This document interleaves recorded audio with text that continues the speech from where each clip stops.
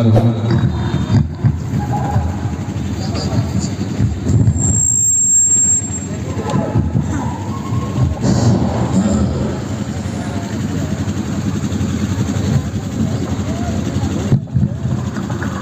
السلام عليكم ورحمة الله وبركاته.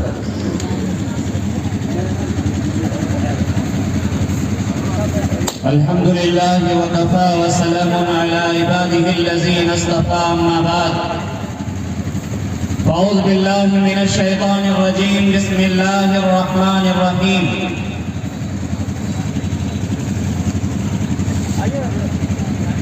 ولا يحيق المكر السيء إلا بأهله صدق الله مولانا العظيم. وقال النبي صلى الله عليه وسلم يا معشر الشباب من استطاع منكم الباء فليتزوج ومن لم يستطع فعليه بالصوم فإنه له وجاء. وقال في موضع آخر الدنيا مزرعة الآخرة أو كما قال عليه الصلاة والسلام.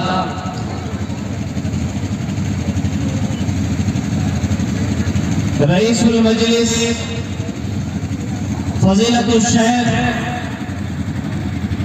حضرت مولانا نعمت اللہ صاحب دامت برکاتہ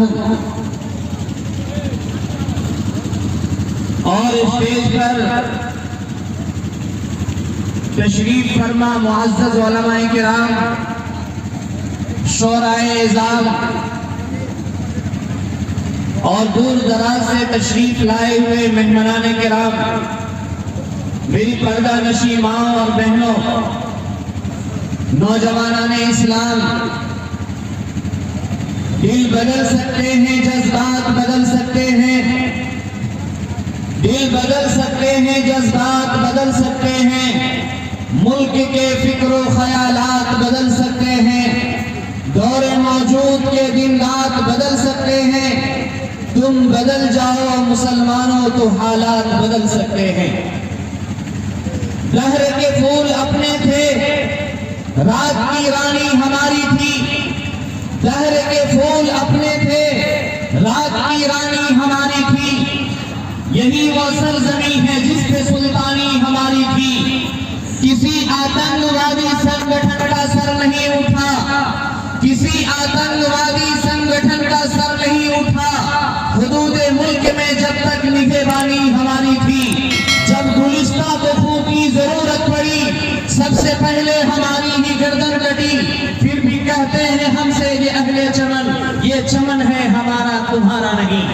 ملت اسلامیہ کے پاس مانو، آج جب ہم عصر حاضر پر نظر ڈالتے ہیں تو ہمیں ایسا محسوس ہوتا ہے کہ ہمارے ملک کے اندر اقلیتوں کو جو حصہ دیا گیا تھا، جو درجہ دیا گیا تھا، جو مقام و مرتبہ قانون میں دیا گیا تھا، آج ان کو چھیننے کی ہر اعتبار سے پوری پلاننگ چل رہی ہے. آج اگر آپ صحیح ڈھنگ سے ہندوستان کے اندرونی سازش پر نظر ڈالیں تو آپ کو یہ معلوم ہوگا کہ نئی تعلیمی پالیسی اور نظام میں جو تبدیلی کرنے کی یہ کوشش کر رہے ہیں، اس میں سرے سے مسلمانوں کی قربانیوں کو جڑ سے ختم کرنے کی پلاننگ کر رہے ہیں. آپ اگر نظر ڈالیں گے تو آپ کو پتا چلے گا کہ مسلمانوں کے خلاف جو طلاق کے اوپر انہوں نے قانون بل پاس کیا ہے، یہ مسلمانوں کے مسلم پرسنل لا بورڈ کے بالکل سراسر خلاف ہے. اسی طرح سے آج حجاب کے اوپر جو بحثیں چل رہی ہے، یہ بحثیں کس بات کی ہے؟ یہ کس بات کی علامت ہے؟ یہ اس بات کی علامت ہے کہ مسلمانوں کو اس دیش کے اندر ڈرایا جائے، ان کو خوف کے اندر رکھا جائے، ان کو دہشت کے سائے میں ڈال دیا جائے اور اس طرح سے انہیں پریشان کر دیا جائے کہ یہ ابھر نہ سکے، یہ ترقی نہ کر سکے، یہ اپنا حق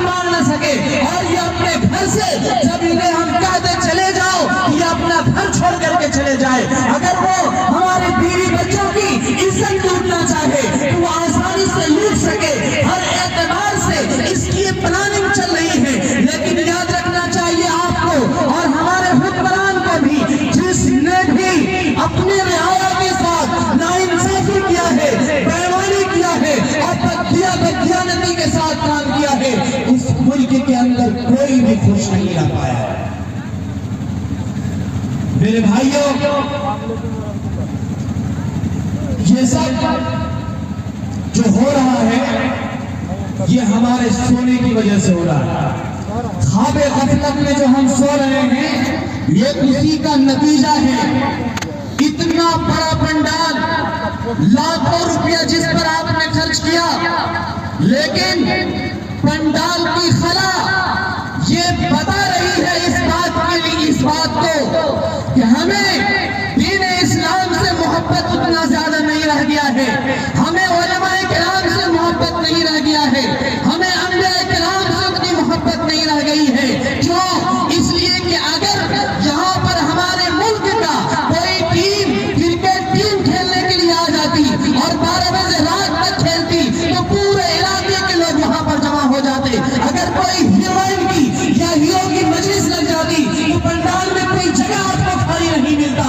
اور یہ ثبوت ہے اس بات کی کہ ہم سے، ہمارے سینے سے، ہمارے دل سے ایمان نکلتا جا رہا ہے اور دین سے ہم کو سے دور چلے جا رہے ہیں. وَقَالُوا لَوْ كُنَّا نَسْمَعُ أَوْ نَعْقِلُ مَا كُنَّا فِي أَصْحَابِ السَّعِيرِ. جب جہنم کے اندر بہت سارے مسلمانوں کو ڈال دیا جائے گا، ان کے برے کرتوت کی وجہ سے، برے اعمال کی وجہ سے، وہ کہے گا کاش ہم قرآن کی بات کو سن لیتے اور عقل سے، سمجھداری سے کام لیتے اور اس پر عمل کر لیتے. وَقَالُوا لَوْ كُنَّا نَسْمَعُ أَوْ نَعْقِلُ مَا كُنَّا فِي أَصْحَابِ السَّعِيرِ. آج ہم جہنم میں نہیں جاتے، آج ہم جہنم میں نہیں جاتے. جہنم میں جانے کی علامت، جہنم میں جانے کا سبب، جہنم میں جانے کی پہچان یہ ہے کہ ہم نے قرآن کو سنا اور سن کر کے بھلا دیا. جس طرح سے یہود و نصارہ نے، جس طرح سے بنی اسرائیل نے، اللہ تعالیٰ نے ان سے کہا تھا فلاں بستی میں چلے جاؤ، لیکن یاد رکھو جب بستی میں داخل ہوگے تو سجدہ کرتے ہوئے داخل ہونا.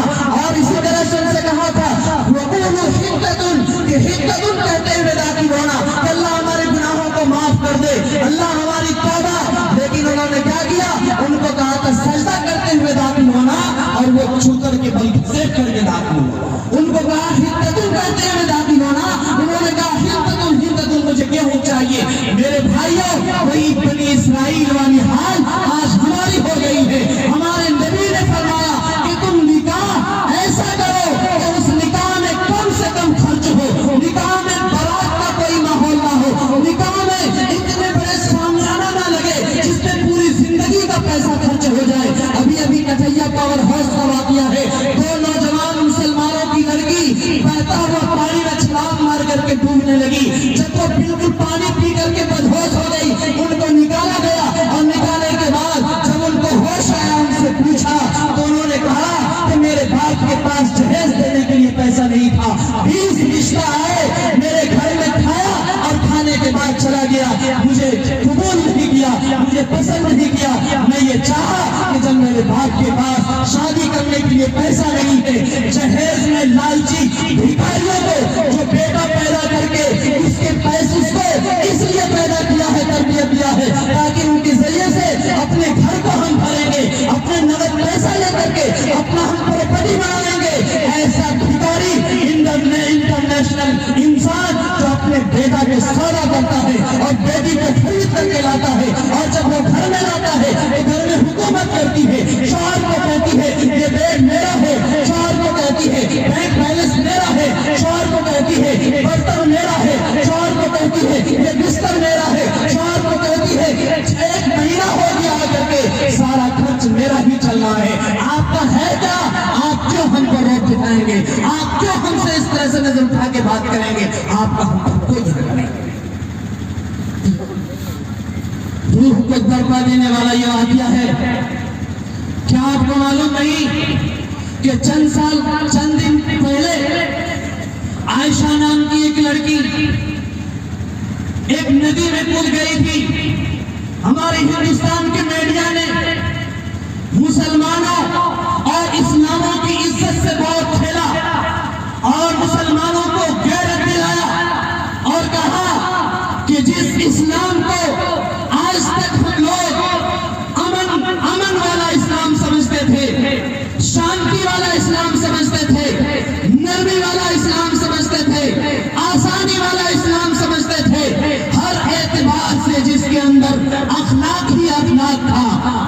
اسلام نہیں بلکہ لوگوں کا قاتل بن رہا ہے۔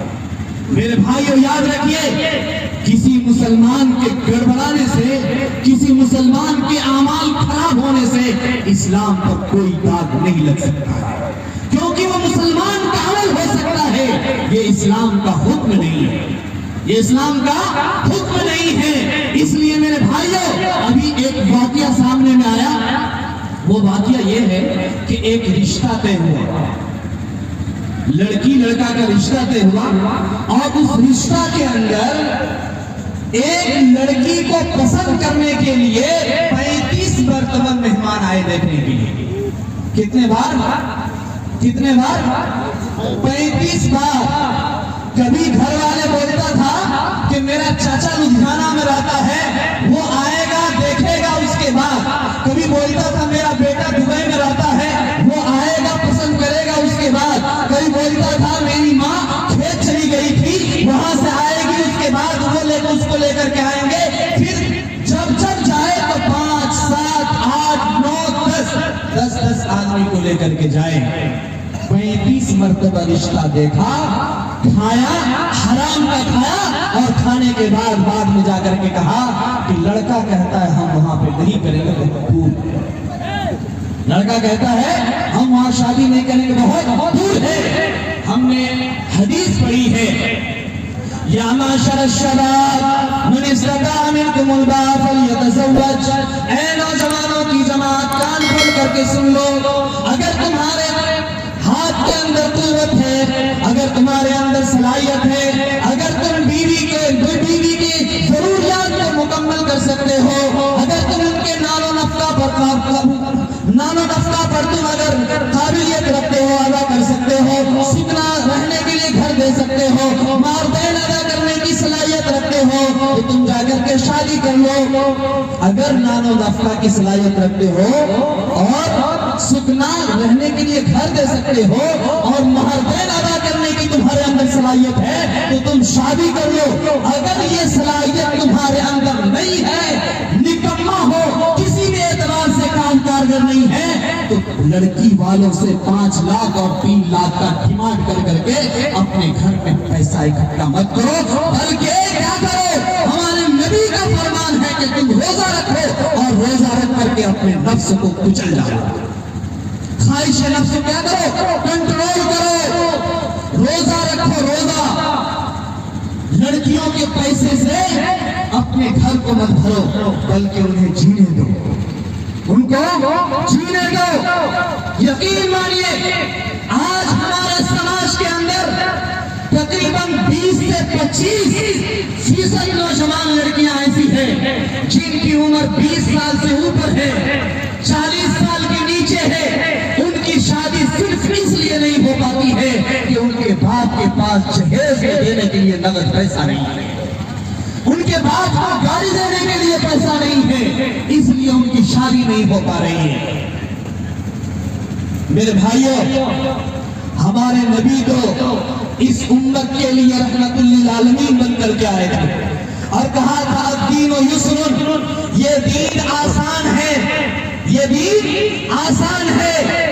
جس نے بھی اس دین کو مشکل بنایا ہے، جس نے بھی اس دین کے ساتھ غداری کی ہے، جس نے بھی اس دین کا مذاق اڑانے کی کوشش کی ہے، کل قیامت کے دن روز محشر میں جب سورج سر پر کھڑا ہوگا، زمین تانبے کی ہوگی، لوگ پسینے میں ڈوبا ہوا ہوگا، نفسی نفسی پکار رہے ہوں گے، اور آپ کی تمنا ہوگی کہ ہم نبی کا دیدار کر لیں اور حوض کوثر پر جا کر کے پانی پی لیں نبی کے ہاتھ سے۔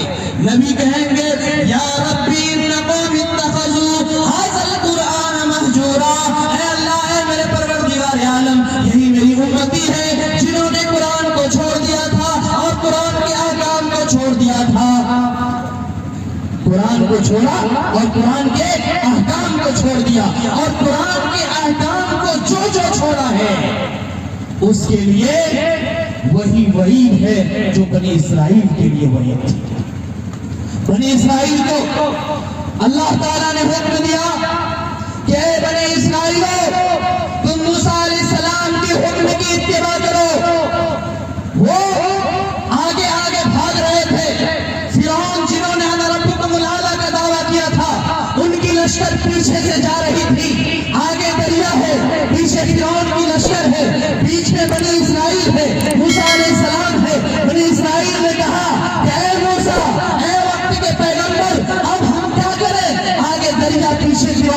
لشکر ہے، اب تو ہم مار دیے جائیں گے، کوئی گنجائش ہے؟ اللہ نے حکم دیا کہ لاٹھی کو مارو سمندر کے دریا میں لاٹھی مارو، جیسے ہی لاٹھی مارا دریا میں راستہ نکل گیا، آپ پار ہو گئے، آپ کے سارے لوگ پار ہو گئے، اور فرعون اور ان کے ظالم لشکر جب پیچھے سے ان کا احاطہ کیا اور پیچھے سے دوڑ لگایا تو بیچ دریا میں جا کر کے اللہ تعالیٰ نے کہا کہ دریا تم برابر ہو چکا، ڈوب ڈوب کر کے سب پانی کیا ہو گئے، غرق ہو گئے، تباہ ہو گئے، ہلاک ہو گئے، برباد ہو گئے۔ جب دریا پار کر گئے، موسیٰ علیہ السلام نے ان لوگوں سے کہا کہ میں کوئی طور پر جاتا ہوں تمہارے لیے ہدایت کی کتاب لانے کے لیے۔ انہوں نے کہا ٹھیک ہے جائیے۔ موسیٰ علیہ السلام نے اپنے بھائی ہارون سے کہا ان لوگوں کو دیکھتے رہنا کہیں یہ بگڑ نہ جائے۔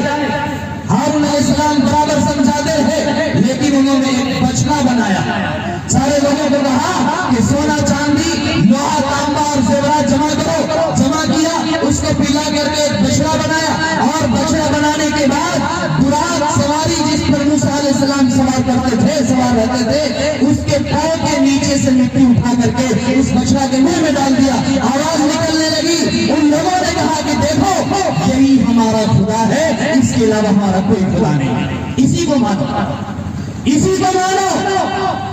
توہین کیا دین کا، توہین کیا نبی کا، توہین کیا اپنے پیدا کرنے والے کا، توہین کیا سمندر میں غرق ہونے سے بچانے والوں کا۔ اور پھر موسیٰ علیہ السلام کو وہ تم سے آتے ہیں، دیکھتے ہیں جی وہ غریب حالت ہے سماج کی، معاشرے کی۔ موسیٰ علیہ السلام نے ہارون علیہ السلام کے گاڑی پکڑا اور کہا تم نے یہ کیا غلط بنایا ہے؟ انہوں نے کہا پناہ دیجیے، میں نے نہیں کیا، میں برابر سمجھاتا رہا اس قوم کو، لیکن یہ نہیں سمجھی، یہ حرام قوم تھی، یہ ایک بھی بات میری نہیں مانی۔ موسیٰ علیہ السلام نے کہا سن لو، تم پر اللہ کا عذاب آنے والا ہے۔ اللہ تعالیٰ نے کوہ طور کو ان کے سر پر ڈال دیا، کہا اے اللہ معاف کر دیجئے، بچا دیجئے، آج کے بعد ان سے کوئی غلطی نہیں ہوگی۔ اور جب وہ کوہ طور ہٹا لیا گیا تو پھر اسی راہ پر چل گئے جس راہ پر وہ چل رہے تھے۔ پھر موسیٰ علیہ السلام نے کہا یہ کتاب تمہارے لیے ہے، اس کو مانو۔ کہا کہ اس وقت تک نہیں مانیں گے جب تک ہم اللہ سے بات نہیں کر لیں گے، اس وقت تک نہیں مانیں گے جب تک اللہ سے بات نہیں کر لیں گے۔ اللہ 70 آدمی کو لے کے گئے، اللہ سے بات کروایا، جب بات کر لیے، یقین ہو گیا کہ اللہ نے یہ کتاب دی ہے ہماری ہدایت کے لیے، انہوں نے کہنا شروع کر دیا کہ نہیں، بات کرنے سے ہم کو تشفی نہیں ملا ہے، ہم اس وقت تک نہیں مانیں گے جب تک ہم اللہ کو اپنی نظروں سے نہیں دیں گے۔ اللہ تعالیٰ نے کیا کیا؟ چیخ کی آواز بھیجی، اور چیخ کی آواز میں 70 آدمی کو ہلاک کر دیا، برباد کر دیا۔ موسیٰ علیہ السلام سوچنے لگے، سمجھنے لگے کہ اب کیا ہوگا، اب کیا ہوگا۔ یہ 70 آدمی آئے تھے اعتماد کے لیے، لیکن ان کو ہلاک کر دیا گیا۔ اللہ سے فریاد کیا کہ اللہ اس 70 آدمی کو زندہ کر دیجئے، قوم میں ہم جائیں گے تو ہم کو لوگ کیا کہیں گے۔ 70 آدمی کو زندہ کر دیا، قوم میں لے کر کے گئے، اور جا کر کے پھر بعض لوگوں نے مانا اور بعض لوگ پھر اسی روش پر چلے۔ 40 سال تک میدان تیہ کے اندر اللہ تعالیٰ نے اس کو پھرایا، 40 سال تک، لیکن ان کو کوئی ٹھکانا نہیں ملا۔ میرے بھائیوں، شریعت کی خلاف ورزی جس قوم نے کی ہے اس قوم کو مٹا دیا گیا ہے۔ قوم تبا کی تاریخ پڑھ لیجئے، قوم ایتا کی تاریخ پڑھ لیجئے، قوم عاد کی تاریخ کو پڑھیے، قوم سمود کی تاریخ کو پڑھیے۔ قرآن شاہد ہے، قرآن کے اوراد گواہ ہے کہ جس قوم نے بھی اللہ کے حکم سے بغاوت کی ہے اور اللہ کو اپنا خدا نہیں مانا ہے، اللہ کے حکم کو توڑا ہے، اللہ نے کسی قوم پر سخت چلنے والی ہوا کو بھیجا ہے، اللہ نے کسی قوم پر چیخ کی آواز بھیج کر تہس نہس کر دیا ہے، اللہ نے کسی قوم پر سیلاب بھیج کر کے ڈبا دیا ہے، اللہ نے کسی قوم پر آسمان سے پتھر کی بارش برسا کر کے ہلاک و برباد کر دیا ہے۔ میرے بھائیوں، ہم یہ آخری امت ہے، نبی کی آخری امت، آخری نبی کی آخری امت ہے، جس کے لیے شہنشاہ کونین جناب محمد رسول اللہ صلی اللہ علیہ وسلم نے فرمایا تھا اے اللہ میری آخری امت کو بیک وقت ہلاک نہ کرنا، میری آخری امت کو بیک وقت ہلاک نہ کرنا۔ میرے بھائی یہ نبی کی دعا کا ثمرہ ہے۔ اور میں ایک بات بتاؤں، ایک بات بتاؤ، ابھی ایک نوجوان کی شادی ہوئی ہے اور 1 مہینہ شادی کا ہوا، لیکن ان کے پیٹ میں 4 مہینہ کا بچہ تھا. 4 مہینہ کا بچہ ہے. وہ میرے پاس مسئلہ لے کر کے آیا، سوال لے کر کے آیا کہ پیٹ میں 4 مہینہ کا بچہ ہے، ڈاکٹری چیک کرا لیا ہے، سارا ثبوت موجود ہے، شادی کا صرف 1 مہینہ ہوا ہے، اور وہ بھی وہ عورت مطلقہ شادی شدہ تھی، یعنی شادی تھی، ان کو طلاق دے دیا گیا تھا، اور ابھی وہ عدت کے اندر ہی تھی، ان کا نکاح پڑھا دیا گیا اور نکاح میں شامل ہو گیا. ان کا سوال یہ تھا کہ یہ بچہ رہتے ہوئے کیا ہم اس کے ساتھ رہ سکتے ہیں یا نہیں رہ سکتے ہیں؟ ان کے ساتھ ہمارا زندگی بسر کرنا جائز ہے یا نہیں جائز ہے؟ ان کے ساتھ صحبت کرنا جائز ہے یا نہیں ہے؟ ہم نے ان سے کہا کہ آپ کا سب سے پہلے نکاح ہوا ہی نہیں، آپ کا نکاح ہوا ہی نہیں. کیوں؟ اس لیے کہ وہ مطلقہ عورت ہے، اور وہ جب تک وضع حمل نہیں ہو جاتا تب تک وہ عدت کے اندر ہے، اور عدت کے اندر کوئی شادی جائز نہیں ہے. عدت کے اندر کوئی شادی جائز نہیں ہے. یہ تو ابھی 3 دن کی بات ہے، ابھی 5-6 دن پہلے کی بات ہے کہ ایک نوجوان